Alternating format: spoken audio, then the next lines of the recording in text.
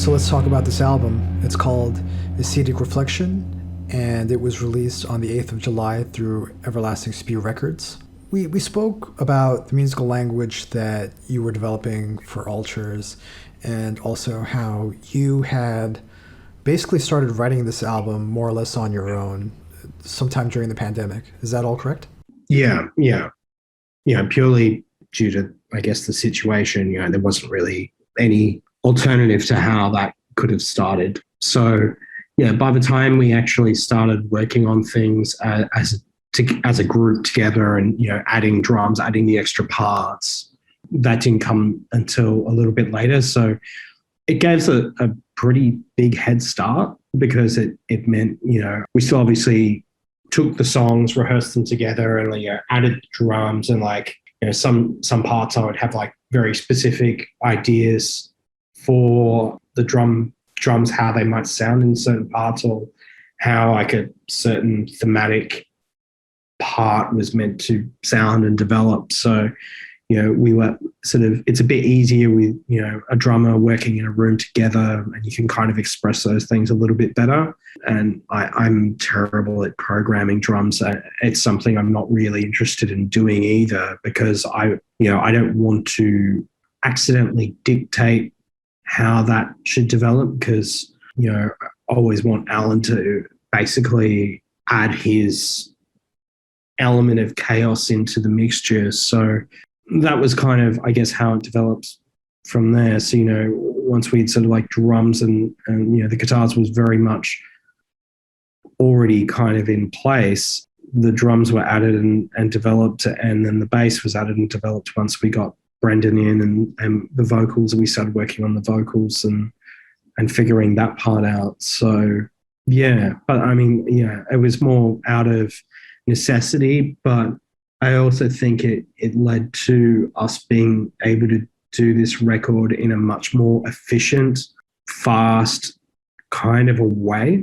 It was a practical way to work, but it meant we could finish this album quite quickly, I think. We discussed the musical language, the musical style that you've been developing for Altars.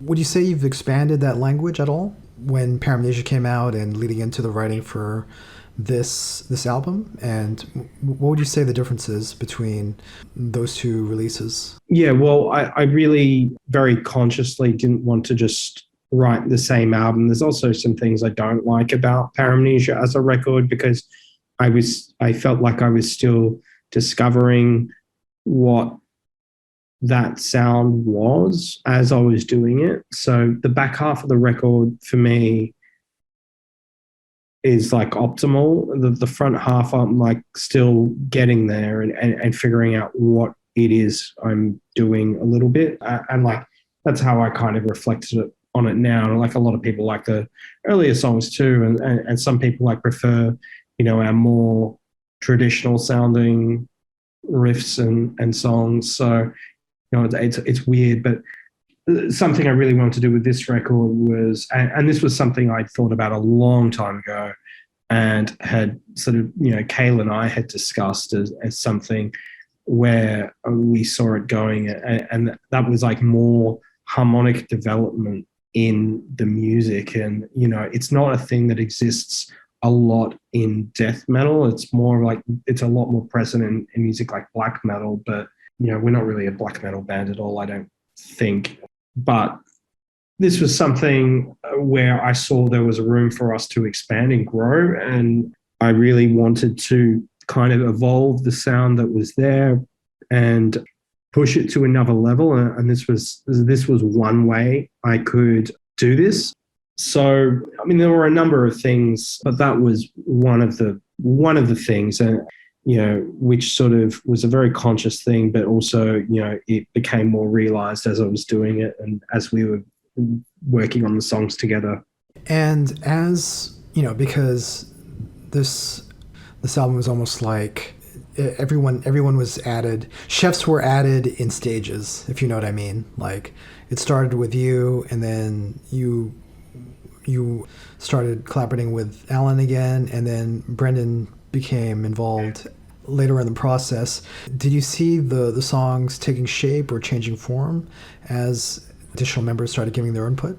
They started to sound more like how I imagine them in their head. And I suppose that's, I don't know, it's kind of like how do you quantifiably measure that? You can't really, like, I don't think there's a device that lets you do that. But yeah, well, you mentioned the chaotic element that Alan brings to the music. He can do. So I'm wondering, if there's like, parts on this album that changed significantly or felt different once the other members. I don't think they changed significantly. One song that I was very unsure about, and this was Opening the Passage, and I nearly cut this song from the record about 50,000 times.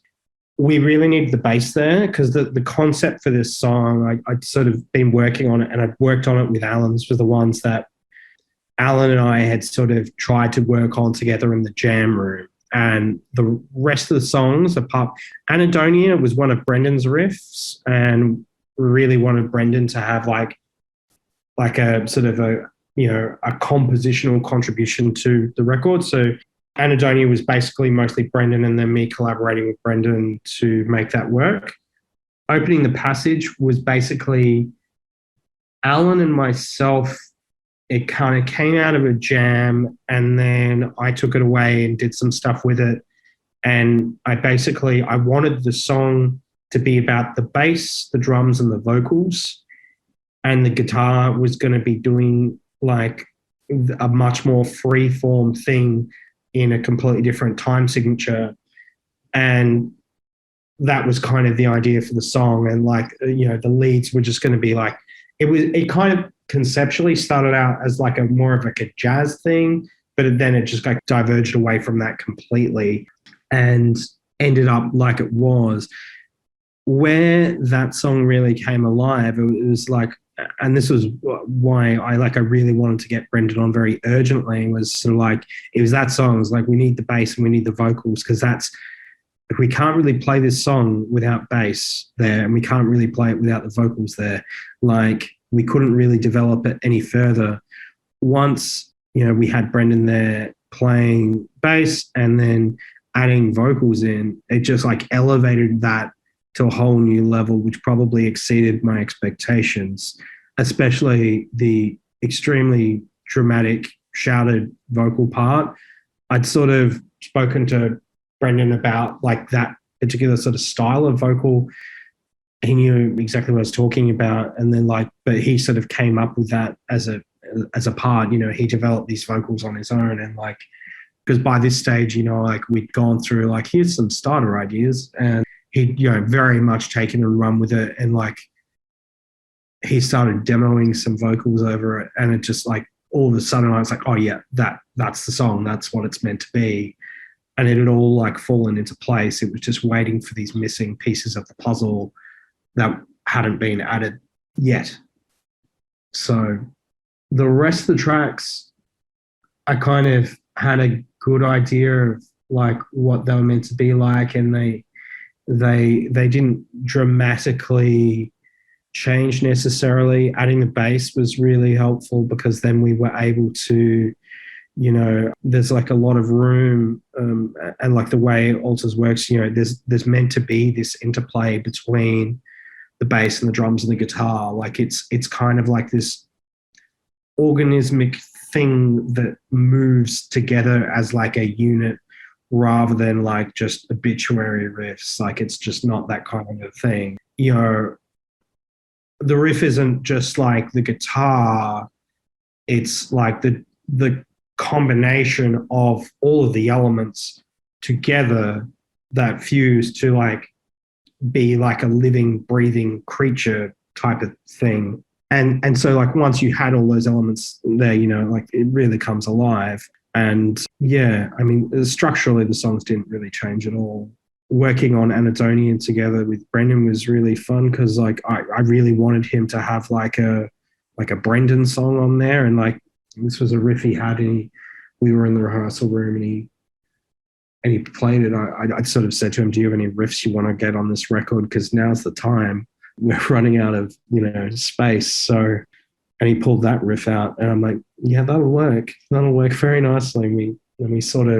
I wrote the sort of simpler joining sections, and he had the riffs at the end, and I sort of suggested doing the slow down, and we worked through that with Alan, and yeah, it all kind of came together very nicely.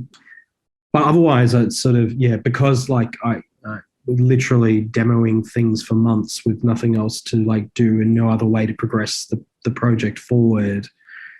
I already had a very clear conception and idea about how, not only how the songs should sound and function, but also how they would be recorded. By the time we got to the studio, like I knew exactly what I would do with the guitar riff, because it's a 3-piece band, but you want it to sound like 5 or 6 people in a room. So the way we recorded the guitars when we were tracking the album, the guitar riff I would play one way live. I would separate that into separate parts that are multiple different parts playing on like different parts of the stereo field, because that was something I wanted to mess with and exploit. So I already had like done the work in that regard. So those other songs were like already very well advanced on that level. So they didn't change so much between the later stages of me demoing stuff and the actual final recording, because I'd already spent, 6 or 8 months demoing them. The bass has a very strange place in death metal. A lot of times I'm not talking about Ultra's music, but in general, in the genre, a lot of times you can't actually hear the bass. It's kind of submerged in the mix, or it's occupying the same space as constant double bass drumming or down-tuned guitars, and a lot of times it just doubles what the guitar is playing. In Ultras, what would you say the role of the bass is? Yeah, not that. That's something, Kale and I sort of tried to develop together, and like replacing that was like kind of hard. So, but Brendan sort of knew, so again, similar frame of mind, and was able to kind of like build on that and develop it a bit further again. So yeah, the bass is sometimes like counterpointing. So like the guitar might be doing one thing and then the bass might be doing another thing that plays against it. One of the first things he brought in was like, I think we were jamming Perverse Entity, and it was like the first time he played the song, and he just like straight up pulls out the bass line. He plays at towards the end of the song. I think he's like moving up in thirds. It might be fifths, I've forgotten. And it creates this kind of counter melody underneath, like just this like droning sort of noisy tritone I'm playing. So, there's this kind of trading of places where sometimes the bass is doing the melody, sometimes it's the guitar, and, sometimes it's the guitar and the drums locking in, sometimes it's the bass and the drums locking in. And sometimes like the drums are kind of like doing like a pseudo melody somewhere in there, and it's like the guitar or the bass locking in with the drums. So like there's kind of like this trading of places where we're each at various points in a song performing a different role and like kind of moving to different anchor points, so that the bass isn't like just this static replicant of like the guitar riff, because that's really dull and boring. There's a few bands that do it really well. It's way less common in death metal traditionally, although there's some amazing death metal bassists out there who obviously don't do that. But it's a lot more common in black metal genres, or at least, I don't know, probably the obvious example is Decibel Amiga. The bass work on their records is incredible. And the way it, moves about and counterpoints things and helps the music develop thematically over the course of a piece, that's kind of like the perfect example of like what a bass instrument can actually add to something. I think it's very underutilized generally. So that's a very important part of our music and something we, are very conscious of and try to do.